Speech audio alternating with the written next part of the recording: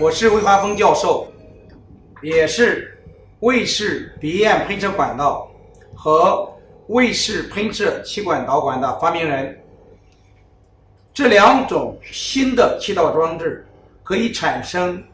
强有力的声媒上喷射、供氧和通气，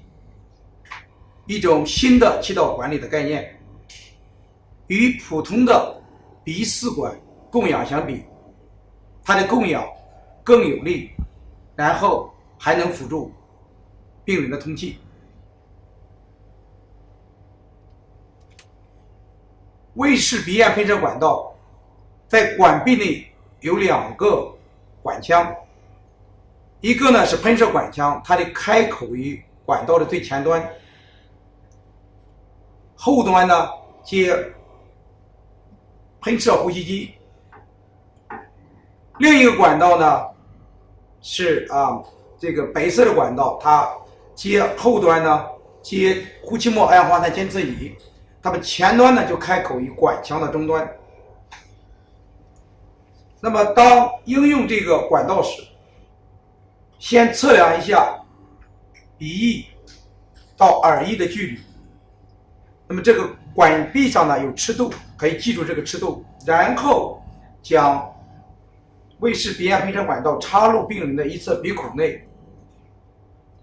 那么先插到刚才测量的尺度，接上喷射呼吸机，进行声媒上的喷射、供氧和通气。这时候呢，观察病人的胸廓起伏，观察呼气末二氧化碳值，然后呢，将导管向外拔一下，或者向病人这个体内插一下，调节达到最大的胸廓起伏和最大的呼气末二氧化碳值。这时候可以将这个上面的这个固定器推到病人的鼻翼来将导管固定。那么如果你没有喷射呼吸机，那么你可以用麻醉机上的呼吸套路，或者用一个呼吸囊连接鼻咽喷射管道，那么使普通的声媒上供氧和通气。那么如果病人有肝病或者是有鼻出血的倾向，你不愿意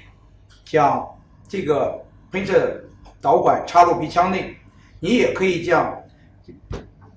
鼻咽喷射导管插入病人的口腔内，把它放在中央，然后呢接上喷射呼吸机和呼气末二氧化碳，使声媒上的喷射、供氧和通气。那么观察病人的胸廓起伏和呼气末二氧化碳。当然了，你也可以用呼吸囊或者是麻醉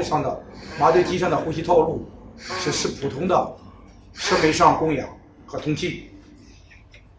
如果病人是个溃胆气道，那么你可以先用声媒上的先用卫士鼻咽喷射管道做声媒上的喷射、供氧、通气，或者是声媒上的普通供氧通气。那么当你使用喉镜，比如说使用可视喉镜做这个直视喉镜的时候，那么如果你只看到会咽，看不到其他的，看不到声媒或者其他的这个后联合，也就是3度的喉视野，你可以把卫士喷射气管导管的前端放在会咽下面，然后与中线平行。这时候呢，做声媒上的喷射、供氧、通气，调节前端的所指的方向，向左或向右或者向上。等到你达到最大的声媒上喷射、供氧、通气率时，也就是最大的胸廓起伏和最大的呼气末二氧化碳值时，这时候呢，你的气管导管前端呢往往是正对声媒，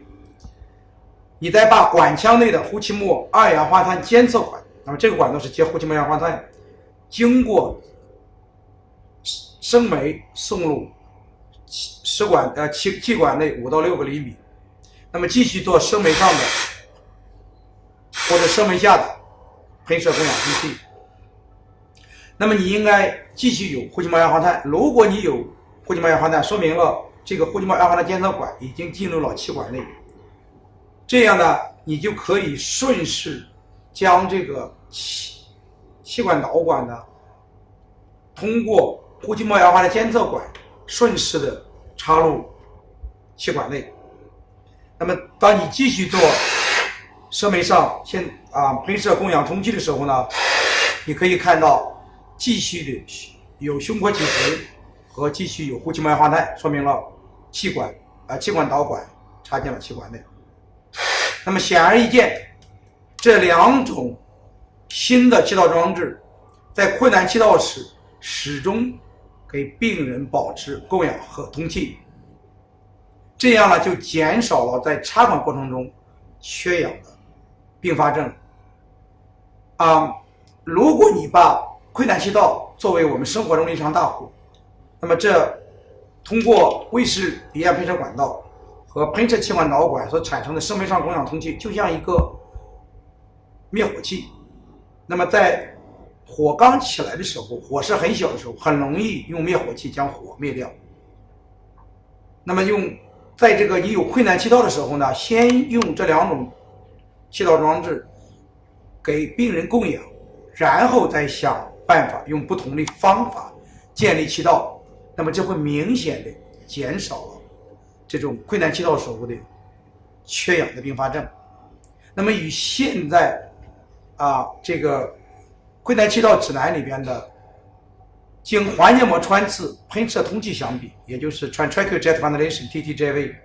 那么这种生媒上喷射供氧通气呢，要用的更早，然后它无创有效，并发症明显减少。希望将来这两种装置呢产生的生媒上喷射供氧通气呢，能够明显的降低困难气道管理时的病人缺氧的并发症或相关的死亡率。应用这2种气道装置的相对禁忌症包括已存在的气压伤，像气胸、纵隔气冲等，上呼吸道的出血或者感染等。谢谢大家。